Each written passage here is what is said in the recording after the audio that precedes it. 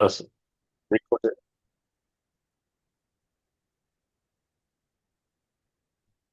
Ah, okay. Welcome to Mr. Smith and Brother Blues in the Between Cousins show. I'm Mr. Smith. And I'm Brother Blues in. Listen, I got a question for you.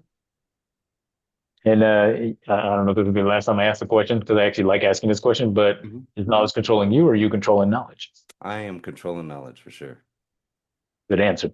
Hmm. So today we're going to go over level five of five levels of attachment, and it is fanaticism.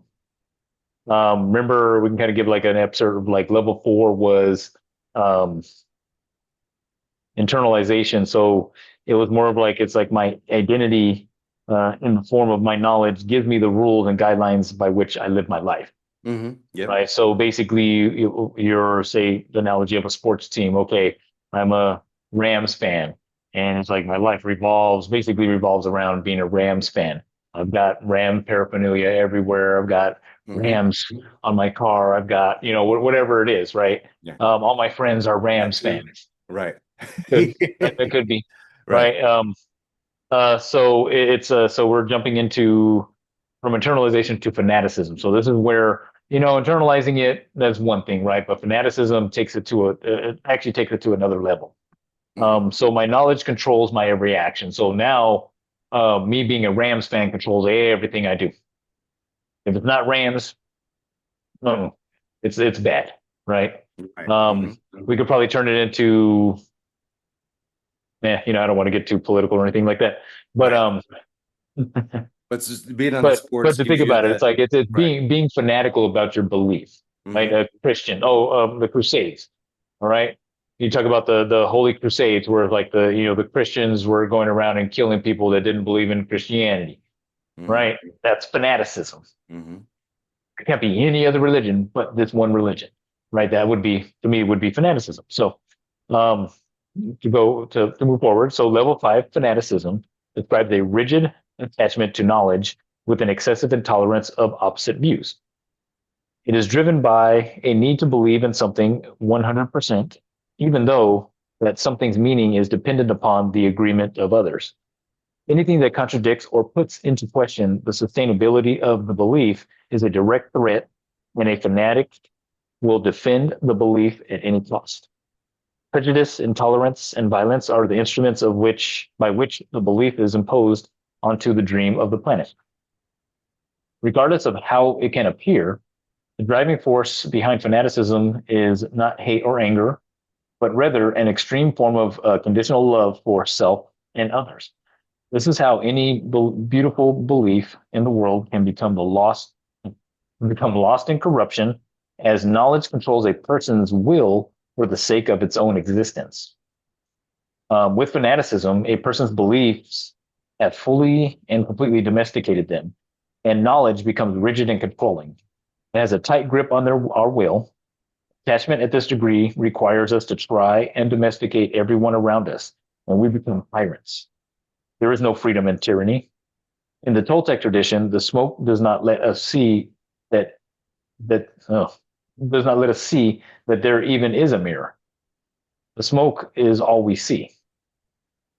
For example, to illustrate this level on a small, far-reaching scale, I turn again to our young vegan woman who is now a mother.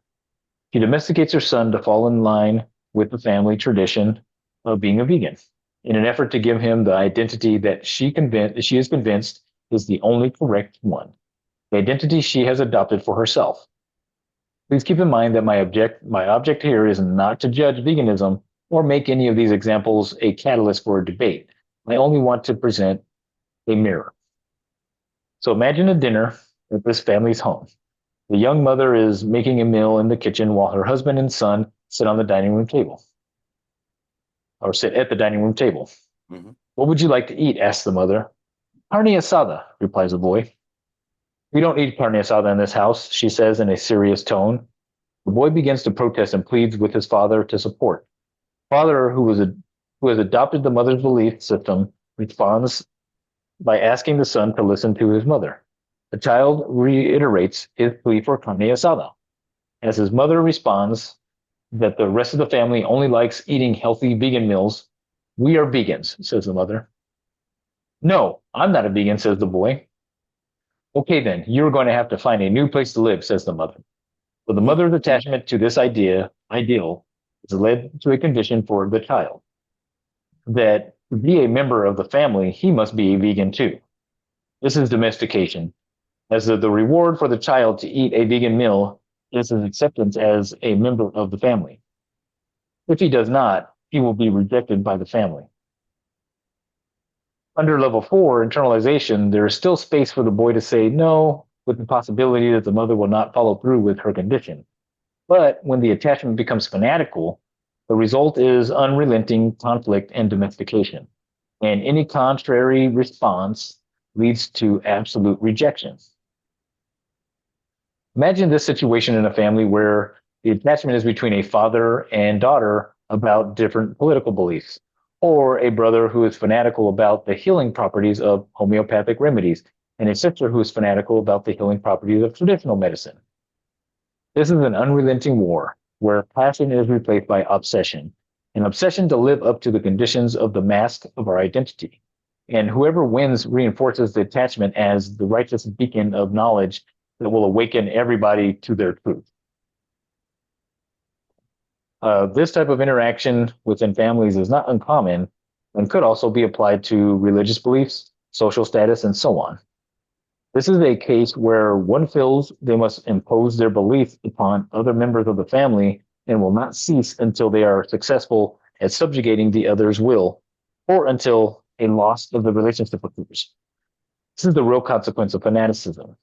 The wedge between people who really love one another if it weren't for this argument. I've seen people become fanatical about Toltec tradition as well, where the concepts and lessons of personal freedom in the agreements and teachings aren't as important as the need to impose the philosophy on themselves and others as the only truth. Mm-hmm. I only want to be around people who are enlightened by the Toltec philosophy, is the comment I have heard on occasion. I have also heard criticism for not being Toltec enough. It doesn't matter what the belief system is. If someone is fanatical, they have let their happiness and acceptance of others be dependent on adherence to that belief. This form of unrelenting conflict can take a person to the point where an idea or belief is more important than their own life, let alone the lives of others. Stories of honor killings throughout the world, regardless of religion or social status, embody an extreme form of conditional love within a family from a point of view where a person's behavior is forced upon them under condition of life and death. The dream of the planet can be seen as a nightmare. Death in the name of love. When it is possible to be so attached to a way of life that the lives of our own family members are considered less important than upholding family values, then imagine what the extreme form of this level of attachment is capable of when it comes to strangers. The most obvious example of fanaticism can be found in news reports that describe killings in the name of some cause, belief, or way of life, where one's love for their fellow man is entirely conditional upon the other's willingness to do or be exactly what is expected and acceptable within that belief system. The narrators speak so loudly in these cases that they drown out the authentic self completely and relentlessly impose conditional love to such an extreme that death is a means to the end. Attachment at this level doesn't present itself only in the form of death, but where the violence or of torture, rape, or any desecration of another being, Mm-hmm. be it man, woman, child, or animal, becomes a viable choice and action. Fanaticism is the complete loss of respect for another living being. When we no longer see an individual as living being, and instead only an idea or a number. Unfortunately, there are many stories that illustrate this in the news and sensationalist media, but know that the individuals who take such actions all suffer from a form of illusion in which they believe they are justified in taking such actions.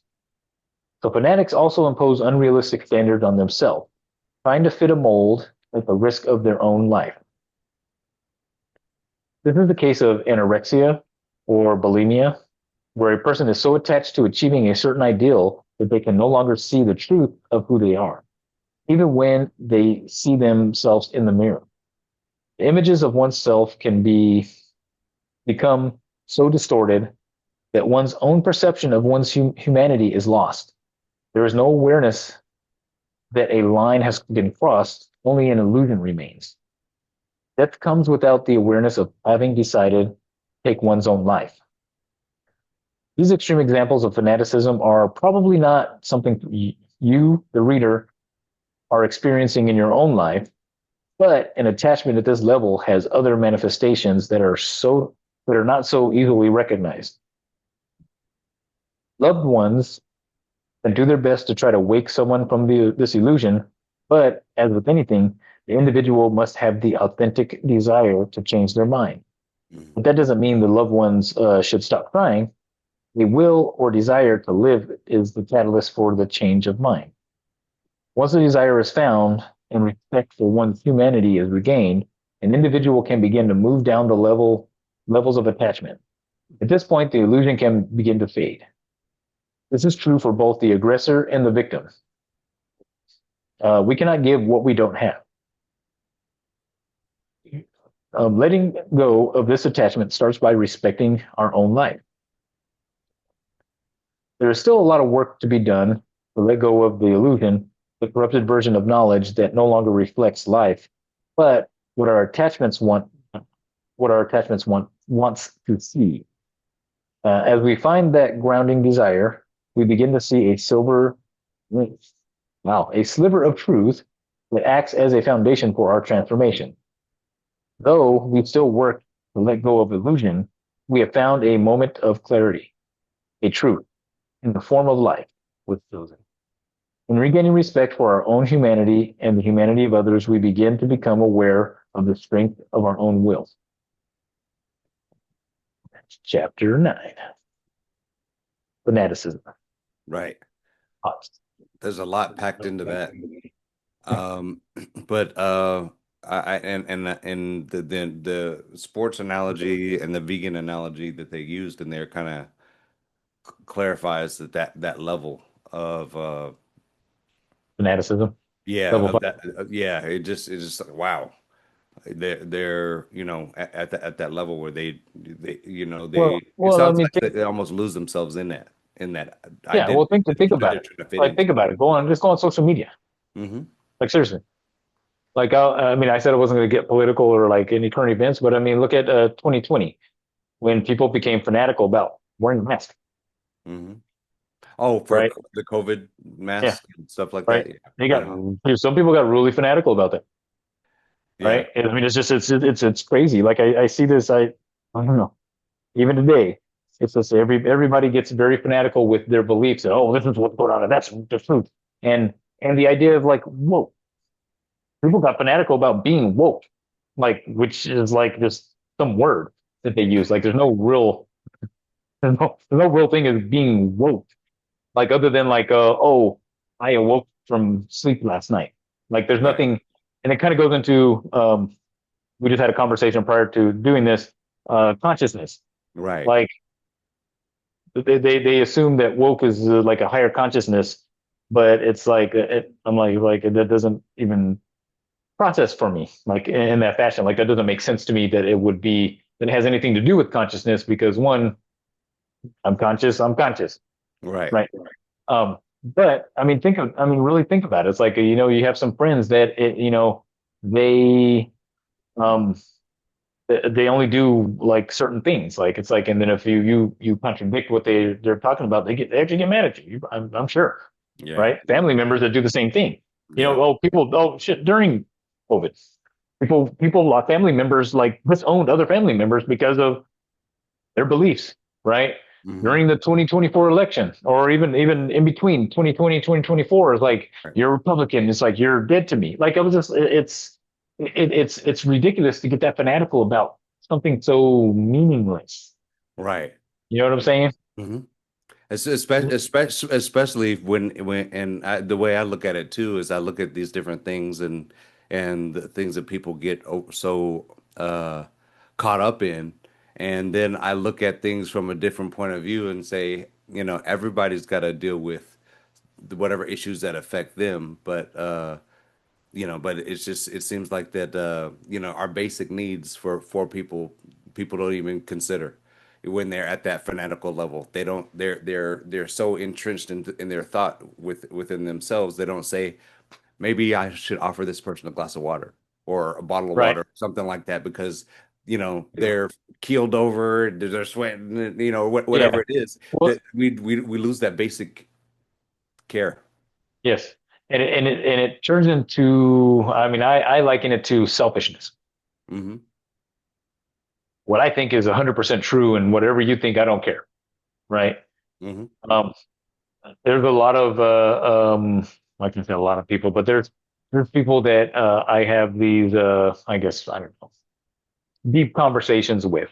We Hmm. get into these deep conversations about different modalities and different, what do the chakras do and what does this do? And I was having a conversation with someone one day about the chakras, and I was telling them, I was going through like how I see the chakras. It's like the root chakra is, that's your identity. That's um how do you put it?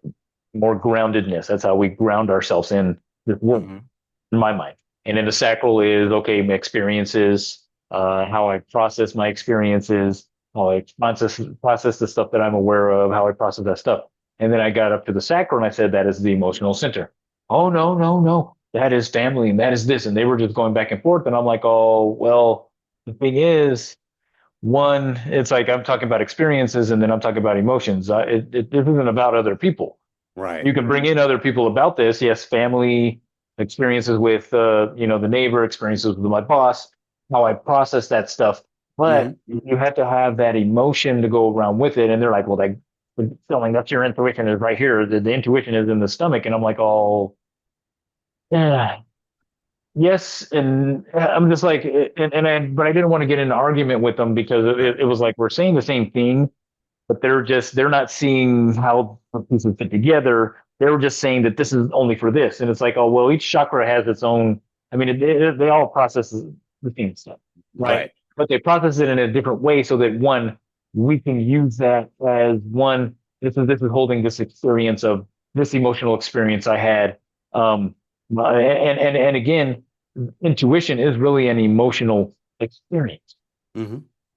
Like people think that intuition is like, oh, I just know this information. Well, no, intuition is like you feeling it before you know it. Hmm. So what do you feel? You feel emotions in the body.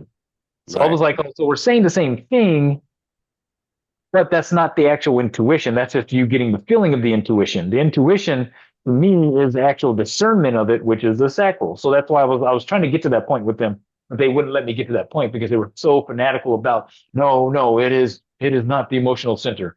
That's the heart. And I'm like, oh, well, okay. I'm like, so the heart is the emotional center. I'm like, uh, Right. and so they got Mhm. nowhere. And if they would have sat there and listened to me, I would have explained. It's like again, you've got these the three upper chakras. Although the throat chakra has a chamber for each other chakra, because that's where you express everything from.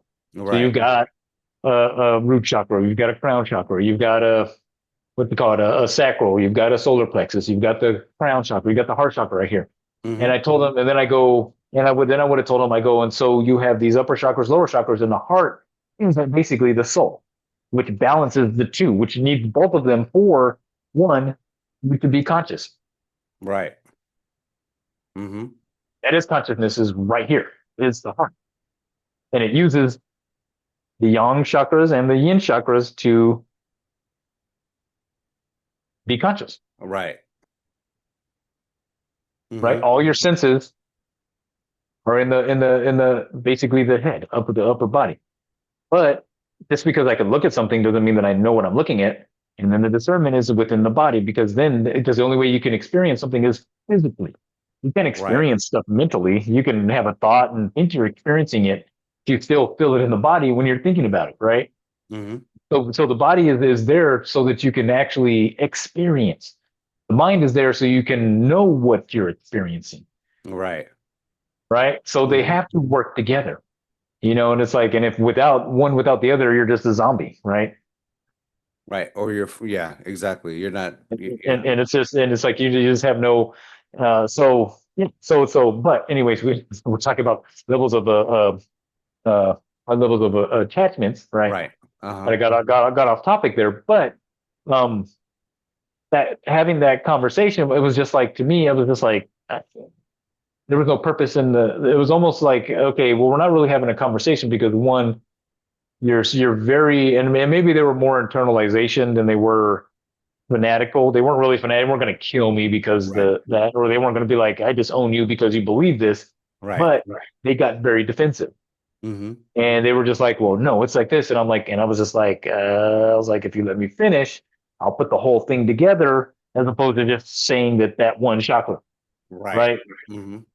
Because it's not just one. It's not just the one chakra. You're It's not right. like one chakra doesn't do. But the thing, it has a process, and you need all of them in order to be balanced and to be whole. Mm-hmm. Not HOLYWHOLE, Right. whole, Right. Mm-hmm. Yeah. right? So it's a, but that's what I was going through and explaining. But also being the double Virgo that I am, I kind of I like asking those questions, and not that so people can get all crazy or Wound whatever up. with it. Right. But when I see them getting wound up, I'm gonna be like, let me push that button. Let me push that one too. Let me see how far I can push you. Right? It's like it's because I'm sitting there like, oh, and then I'm like, oh, okay, let me de-escalate this Right. so that you can understand this, right? So but it's just I don't know, it's just kind of fun. So getting back into 5 levels of attachment, fanaticism. Mm-hmm. Um, it's like we could talk about that all day. I mean, again, you go on social media, you'll see it. You go watch a movie, you see it. Like Mm-hmm. it's like people are so like, oh, these people need savings, or this needs to be taken care of, and oh, we have to go save this group of people. We got to go save the ocean. We got to go save this. We got to go save that. And they're in theory, it is noble. Yes, I want to make sure that everyone is happy. I want to make sure that this is good, right? I want to make sure there's not a lot of plastics in the ocean. Okay, great. Take Right. some action towards that, right? But making everybody else responsible for it, Right. where not everybody is responsible for whatever it is that you're fighting for, Right. it's like, that kind of it defeats the purpose of what you're doing, because then at a certain point, it's about you getting your way, not about you actually helping anybody or doing anything about it, right? Right. Imposing your will on other people Yes, to do what you want exactly. to do. Right. Yes, Mm-hmm. regardless of any rules, regardless of if it affects other people, regardless of anything. Like it's like, but then when repercussions come back from whatever it is you did, it's Mm-hmm. not your fault. It's their fault. They should have never done this to me. Well, you made your choices, right? Mm-hmm. And Well, a fanatical person, like I would say, another word that always comes up, and I sit there and I'm just like, oh, I guess these people like really deal with this type of these types of environments is the idea of being of a narcissist. And mm-hmm. they come up and they have a whole description of a narcissist will do this, and a narcissist does this, and a narcissist does that. And I'm listening to the descriptions. I'm like, oh, but that's just everyday people being people every day. Like, and is it really narcissistic to voice your opinion about something, right? Like I'm sitting there, like I'm listening to them, and I'm like, oh, but that's just normal human function. Like you're Right. calling someone a narcissist, and you're saying they're narcissistic, that they have an alternate. Basically, they have an alternate ulterior motive behind what they're doing or what they're saying. And I'm Right. like, oh well, who doesn't? Like, Yeah. who doesn't have an ulterior motive? Because it's like the only way we can communicate and get what we want is by asking for it, or inferring about it, or discussing it, Or or like it's like manipulating to get to it. manipulating to get to it. Like, who doesn't do that? Right. Like Mm-hmm. those are, and now am I trying to get something else? Yeah, I mean, there's good and bad in all of it, but you Right. can't make everyone a narcissist just because they talked you into something you didn't want to do, Right. right? Mm-hmm. That's not really a narcissist. It's not really a narcissist. So it's just kind of funny, everyone uses these phrases, but what that shows me is like, oh, okay, this person has a lot of shadow around this. I wonder, if they're really narcissistic with other people, but yet they're accusing other people of being narcissists, right? So it's like but I don't know. Like I really don't Right. know the people, but I'm always interested whenever people self-describe stuff and they're so okay this topic and they want to talk about a topic and it's only that topic and they got like 500 videos on one topic. And how do you know a narcissist does this?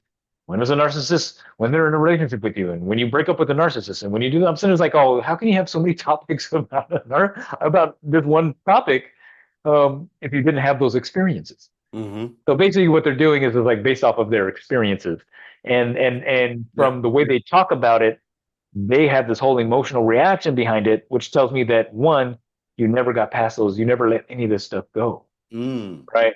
Right. Uh-huh. And You that's went. something that but as they're going through, and maybe that's their process is that as they're going through and they're making the videos or having the conversations or whatever it is, they're releasing a little bit of it at a time, Mm-hmm. right? Therapeutic. Okay. Maybe that's what's going on. Like I don't know. I just know Right. that I see that and it's like, and I'm like, and it's not a judgment. It's just what I read in the energy, Right. really what I read in the energy. But they're very fanatical about it. Yeah.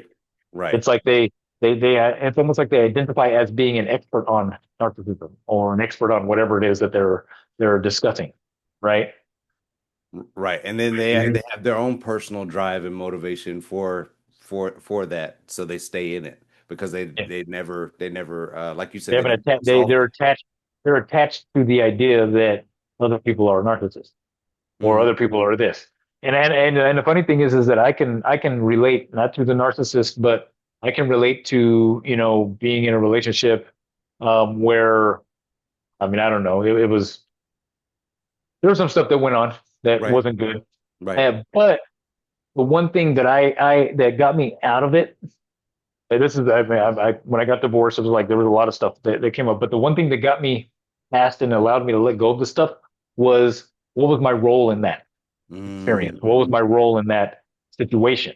Yeah. Right? I sat there and Mm-hmm. started looking at, okay, how did I react to this? How do I react to that? Mm-hmm. Did I instigate it at some time? Did I do this? Right? Because when you're in the middle of it, no, you don't pay attention to it. You're just Right. kind of reacting and being reactive and doing your thing.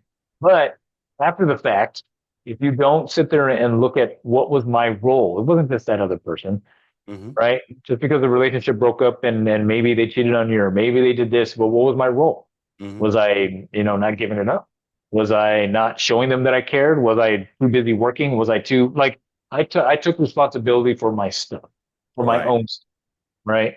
Mm-hmm. And then at that point it was kind of like, okay, no matter what they did after that, like they at first they would still say things and I'd be like, oh my God, oh they're getting to me. I'm like, oh my God, they still have this hold on me. But then when I was like, okay, you know what?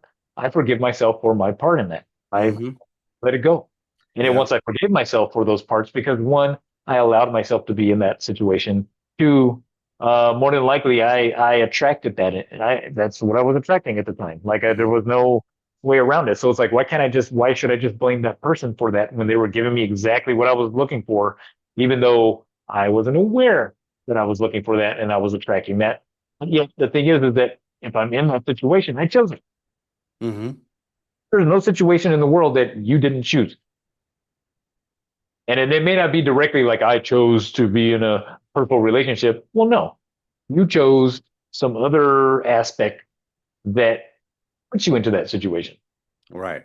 You chose to go downtown on this day and shit happened, right? You Right. chose to go to that club or to go to this at this point or to call this person or to whatever it is, right? Mm-hmm. Whatever it is that you did, you chose that. Right. Right now, the outcome of it is like, hey, it's a luck of the draw. But when you're really aware, it's like you start to navigate the world a lot differently. Yeah, and the other thing, what you said in that rung a bell with me, just with a couple things, just because there's some things that I realized that I had some, animosity towards, one of the companies I used to work for, and I was just like, when after I sat down and thought about it, I was just like, well, what were you pushing for? What were you trying to do? What was going on? And so all this animosity, I've ended up letting go just because I was just like. I had my own goals and what I wanted to do, and because it didn't fit with everybody else, I felt like they were coming after me. Right. So then when I realized that, I was just like, oh, I had a part in it, and then my part, didn't understand all these other factors that were involved, and I Right. felt like it was pointed at me, and it wasn't in particular. So once I looked at that situation, I was just like, okay, I can let it go. Right. I can let that situation go, and it wasn't anybody's fault. It's just what happened. Yeah. That's how it works. No, yeah. No, no, no. But Yeah, I it's a had to great catch way to put it. myself because I was getting angry. I was just like, why am I angry at this? What's making me so pissed off about this? And and then when I got down to the root of it, I was pissed off because I didn't get to do what I wanted to do. I didn't get to do these other things. But in other things, I also look at my own hypocrisy on it because it's like, oh, I wanted to have all this stuff done, but I didn't do the same. I didn't have that same passion towards my own personal endeavors. Right. So then you start looking at it different ways. So, but yeah, I hear what you're saying a lot on that because it's just you can get so far into it and you don't even realize that you're doing some of this stuff. So that's where it goes back to our previous conversation about consciousness, awareness, and seeing where some of that stuff is, so that you can have different viewpoints. You can see different angles and stuff like that. So, Yes. Always look at both sides of a argument. hmm Always. And what you're going to find is that both are true. It's just that it just depends on what resonates with you the most, right? right. Like there is no ultimate truth. If you go in the world, there's no ultimate truth about God. There's no ultimate truth about any situation. It's just what works and what does not work, hmm right? They're both true. This can function, but this seems to work better, Right. right? hmm This idea is, it's not that it's invalid. It's just that it doesn't work as well as this idea. This idea is processes things a little bit better, right? So and when we're looking at the world from that aspect, it's hard to really be um, mad at someone and say that this person's wrong and this person's right, and it's more and it may be situational because it may be some situations where this one that is not as good of an option works better than the better option, Right. right? But the other There, but the there's other thing is that's what life gives us. It gives us the opportunity to put a seed in the ground and to let the environment do what it's gonna do. If it's not gonna grow, there's a reason it's not growing. If it's gonna grow or if it's gonna grow good fruit, then did you nurture it? yeah. Uh-huh. Are you feeding it? Right. You watering it? Uh-huh. Like you can't just put a seed in the ground and let it grow. I mean, there are some plants that will do that. I'm Right. like, but most stuff will not do that. Like that, like it just won't. Like it's even. I've been trying to regrow some let's call it lettuce, romaine lettuce. So like Okay, yeah. once you get to the bottom, you just throw it in water and it starts to grow back out. Uh-huh. But I can't figure out I'm being hard headed. I should go look this up, but I can't figure out when to plant it. Ah, okay. Uh-huh. And then what is the environment I need it in if I do plant it? Because I could have it sitting on my windowsill and it will grow, but it only grows to a certain point sitting in water and then it starts to wilt and it Ah. never grows to a full thing. So I'm like, oh, okay, do I need to plant this? So I need to go look that up myself. hmm I'm just a hard head. It's like I want to learn some things I want to learn the hard way because it's like, because then I remember it better. Right. Right. But hmm I should just look it up or call up any of my green thumb friends and be like, hey, how do I get this to work? Right. You know what I'm Yep. saying? Yep. And there's probably something on YouTube that comes up real quick on it. Oh, I'm sure it does, dude. I'm just, Yeah. But it's yeah, not but that, it's not that important to me. right. Else I would. Exactly. So but yeah, I get what you're saying on that too. That constant effort that we put towards these things and understanding. It's like I and I was gonna say too, with all the stuff that I'm learning, I just feel like there's just so much to learn with all this different stuff, and in the and understanding myself in this, because it's no, we didn't come with a manual or a book to say, okay, okay, this is how you work, and this is how all these things work together, and this is how they don't work together. It's our Right. experiences in this life, like you were saying too, So we that need to. allows us So to. we probably need to have a. We need to probably do another show on um, uh, Mr. Smith's questions about life. No, seriously, Yeah. should have a question. So, any other thoughts on fanaticism level five? Not right off the bat. It makes sense, and everything he said in there was, anything can tip to that scale, Right. based on the person, their So, experience, and what they're doing. So, yeah, gotcha. So I want to do one more chapter out of this book, and uh-huh. then then I want to switch books. Um, and it is chapter 10, and it's called The Biggest Demon. But I want to leave that for the next video. Okay, cool. Now, so with that said, hey, um, keep this thought in your mind. Is knowledge controlling you, or are you controlling knowledge? Yes. Hmm. And remember, always follow your zen. Yep.